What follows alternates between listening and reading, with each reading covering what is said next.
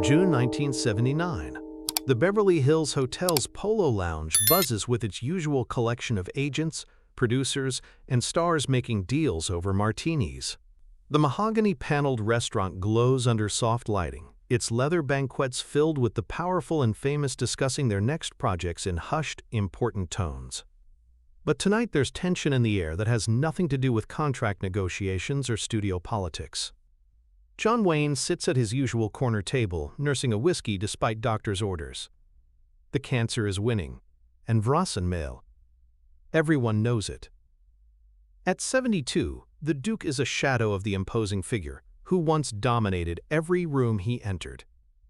His face is gaunt, his legendary presence diminished by months of chemotherapy, but his ego remains intact. His need to be the biggest, toughest, most patriotic star in Hollywood still burns bright, perhaps. Brighter now, because he senses time running out. Wayne's entourage surrounds him, yes-men and hangers-on who've built careers on agreeing with everything, he says. Tonight they're discussing his legacy, the monuments to his career that will outlast his mortal frame. Greatest American actor of all time, one sycophant declares. Symbol of everything this country stands for, agrees another. Across the room, Audie Murphy enters quietly, as he always does. At 54, America's most decorated war hero has aged into something harder, more weathered than the fresh-faced soldier who came home from World War II 34 years ago. The nightmares haven't stopped. Every night he still wakes up screaming from dreams of Anzio, of Holtzwehr, of friends whose faces were erased by German artillery. The guilt hasn't faded. 240 confirmed kills, each one a man who would never go home to his family, and his patience for Hollywood's manufactured heroism has worn dangerously thin. Murphy's appearance in the Polo Lounge causes a subtle shift in the restaurant's atmosphere. Conversations pause as people recognize him, then resume in lower tones. There's something about Murphy that makes people uncomfortable, not because he's threatening, but because he represents something authentic in a town built on illusion. He's the real thing in a place where everything else is carefully crafted make-believe. Their eyes meet across the crowded room, and everyone who knows Hollywood history understands what's about to happen. These two men have been circling each other for 30 years, the actor who played heroes and the man who actually was one. Their rivalry has simmered beneath the surface of Hollywood politeness, erupting occasionally in barbed comments to reporters or pointed snubs at industry events. Tonight, that cold war is about to turn hot. Murphy approaches Wayne's table with the measured stride of someone who's never backed down from a fight. He didn't start. His movements are economical, precise, the walk of a man who learned to move efficiently under fire. Wayne's entourage falls silent as Murphy draws near, sensing the shift in dynamics. Wayne looks up, his famous smile already forming, ready to play the gracious elder statesman welcoming a Raj, fellow Western star. But there's something calculating in his eyes, the look of a man who spent decades managing his image and won't tolerate threats to his carefully constructed mythology. Audie, good to see you, son. Heard you were in town. Sit down, let me buy you a drink. Murphy remains standing, his pale blue eyes fixed on Wayne's face. I'm not your son, Wayne. And I'm not here to drink with you. The temperature at Wayne's table drops 20 degrees. The sycophants exchange nervous glances. The actors smile wavers, then hardens into something closer to his screen persona. Dangerous, intimidating, alpha male, asserting dominance. Well now, that's not very friendly. We're both in the same business here, both patriots, both men who've dedicated our lives to showing Americans what courage looks like. We're nothing alike. Murphy cuts him off, his voice quiet but carrying across the suddenly silent section of the bud. Restaurant. You want to know the difference between us, John? Before we continue with the confrontation that would shatter John Wayne's carefully constructed image forever, let me ask you something. Have you ever watched someone's entire worldview crumble in real time? Hit that subscribe button to see what happens when authentic heroism meets manufactured patriotism. Wayne's face reddens. He's not used to being challenged, especially not in public, especially not by someone half his size. His legendary temper, carefully controlled in public but famous throughout Hollywood, begins to beam re-show. I've made more war pictures than any actor in history. I've shown Americans what courage looks like. I've inspired generations of young men to serve their country. You've never heard a shot fired in anger. Murphy's voice remains conversational, but there's something underneath it that makes nearby diners unconsciously lean away. It's the same quality that made German soldiers surrender rather than face him. The calm certainty of someone who's killed before and will kill again if necessary. You've never seen a friend's face disappear in artillery fire. You've never had to choose between saving a wounded man and completing a mission. Wayne stands up, using his considerable height advantage to loom over the smaller man. At 6'4", he's imposing, even in his diminished state, and he's used this physical intimidation throughout his career to end disagreements before they begin. Now you listen here, you little. No, you listen. Murphy doesn't raise his voice, doesn't step back, doesn't show any sign of intimidation. If anything, Wayne's attempt at physical dominance seems to amuse him. I know what you are, Wayne. I've known for 30 years, and I'm tired of watching you profit from other men's blood. The Polo lounge has gone completely silent. Conversations have died mid-sentence. Forks have stopped, very moving. Even the waiters have frozen in place.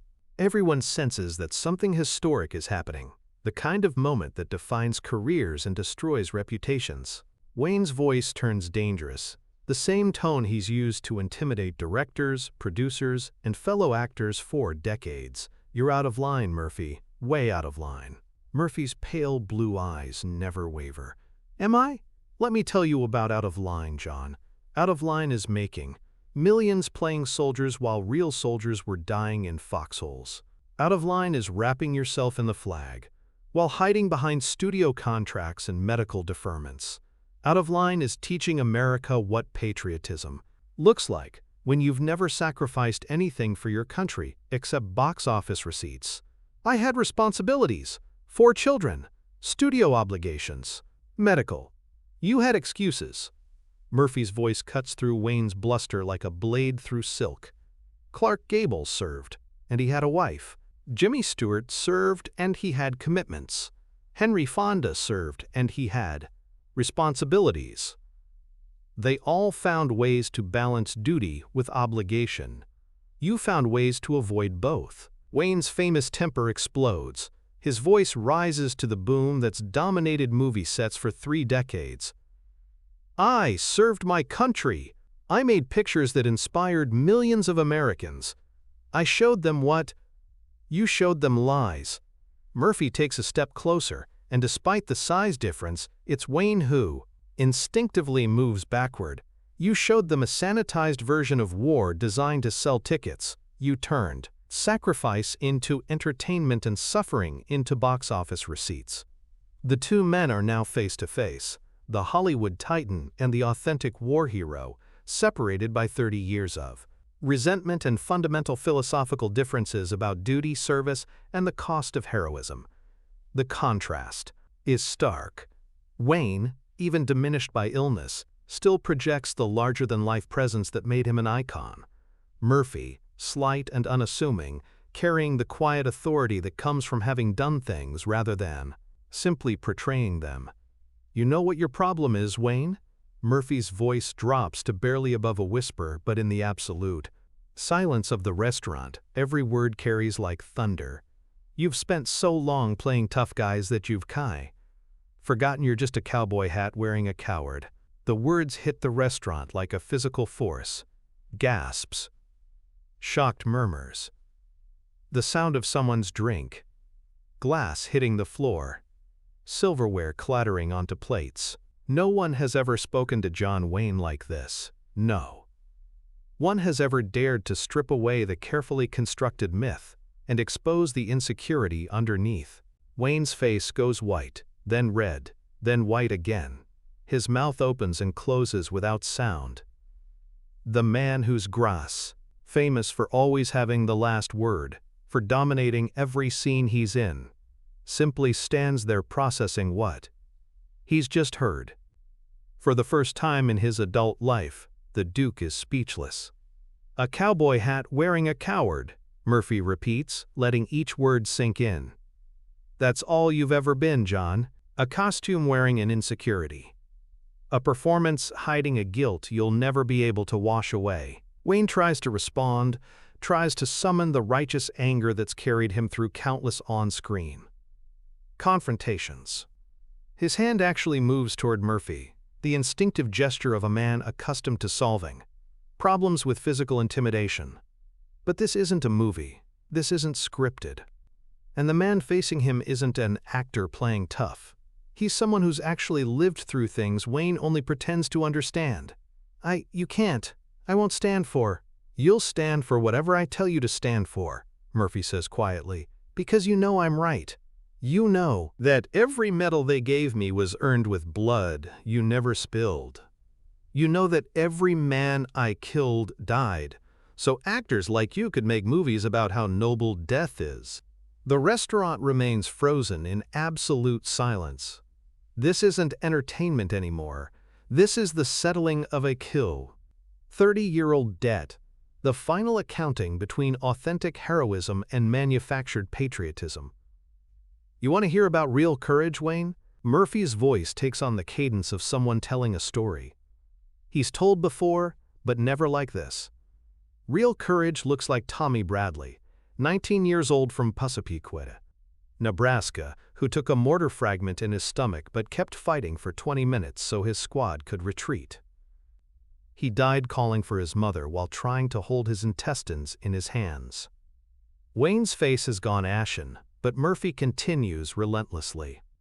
Real courage looks like Marcus Washington, a medic from Detroit who ran into crossfire to save 3 wounded men. Took shrapnel in the face that blinded his left eye, but he kept dragging those boys to safety. Real courage looks like Lieutenant Danny Sullivan, who stayed behind to man a machine gun so his company could escape. German patrol found him the next morning, still at his post, still dead. Murphy's voice never wavers, never rises, never breaks. He's simply reciting facts, listing the names of men who died while John Wayne was safe on sound stages, pretending to be what they actually were. "Those boys died so you could live," Murphy continues, "so you could come home and make movies about how brave soldiers are, how noble death is, how war makes heroes out of ordinary men. The least you could do is stop pretending you were one of them." Wayne remains standing, swaying slightly, his legendary presence reduced to that of an old man in an expensive suit who's just been shown the difference between performance and reality. His entourage has melted away, distancing themselves from the carnage, understanding that they're witnessing the destruction of an icon. Murphy turns to leave, his business finished. But at the edge of the dining area he pauses and looks back at Dow. "Wayne, one final time. You know what really bothers me, John? It's not that you didn't serve. Lots of good men stayed home for God knows legitimate reasons. It's that you've spent 30 years pretending their sacrifice was yours. You've stolen their valor and sold it back to America as entertainment." Murphy walks away, leaving Wayne standing alone beside his table while 50 witnesses process what they've just heard. The moment America's biggest movie star was revealed to be exactly what Audie Murphy said he was, a cowboy hat wearing a coward.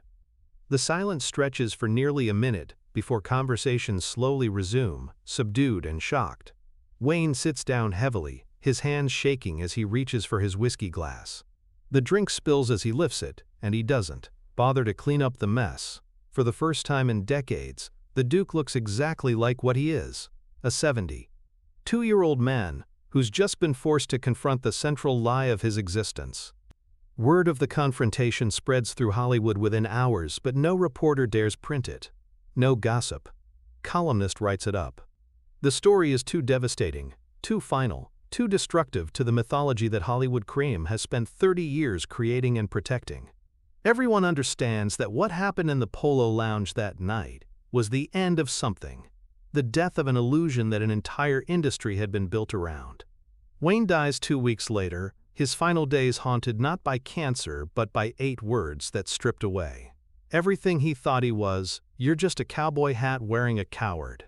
Murphy attends the funeral, standing at the back of the church while Hollywood's elite pay their respects to an icon. When asked by reporters for a comment about Wayne's passing, Murphy's response is brief: "John Wayne was a fine actor. He entertained millions of people. That's not a small accomplishment." Even in death, Murphy shows more grace than Wayne ever showed in life. But those who were there that night in the Polo Lounge never forget the moment when authentic heroism finally called out manufactured patriotism. The moment when a real warrior reminded everyone that some men earn their reputations in combat, while others simply wear them like costumes.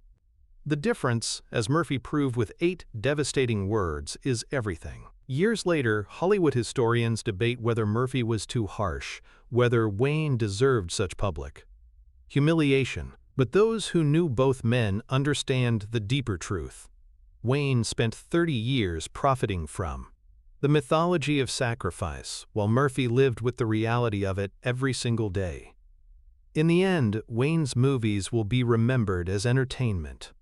Murphy's 8 words will be remembered as truth. Sometimes, that's the only justice available to those who actually served, while others merely performed. Hit that subscribe button and tell us in the comments, do you think Murphy went too far, or was it time someone told Wayne the truth? And unfortunately, they don't make men like Audie Murphy anymore.